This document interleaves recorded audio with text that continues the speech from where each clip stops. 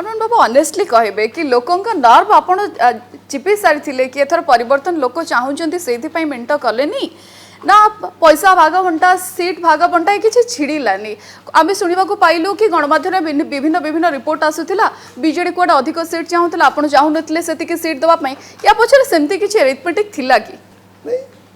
मेंट करू ना निष्पत्ति कलु तेणु से अधिका कम सीट चर्चार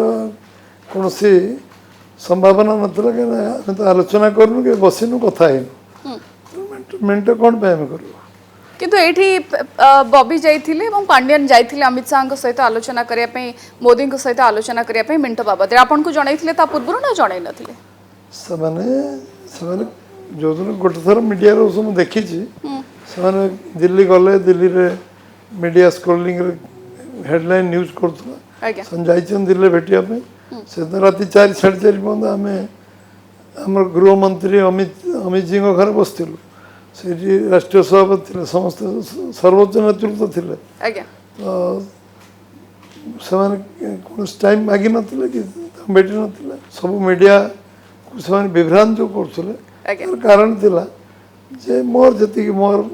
जने राजनीतिक कर्मी भाव में मुझे बुझी से जो 147 और 21 कैंडिडेट दे पारे सेटा से भावुले लोक मैंने सब पलैजे बीजेपी को तेणु गोटे कन्फ्यूजन कले मेंट हम कहले लोक छाड़ी बीजेपी आसबे तेणु से सब कैंडिडेट दे पारे ये आकलन थाईपे बोली मुझे अनुमान कर बाबू किंतु एते चर्चा हला भितरे जेते चर्चा हला आपण सब दोष देदेले गणमाध्यम मुंड ऊपर कि जहाँ चर्चा कर मीडिया चर्चा कर सेमती किछि वास्तवता नहीं हाँ मीडिया से जरिया मीडिया मीडिया मीडिया को से 18 दिन धरी मैनेज करते जमती बाहर न्यूज दौले मीडिया वाला भावुले यहाँ सत्य यहाँ सत्य तेणु से प्रकाश करते मीडिया वाला दोष देवार किसी कारण नहीं।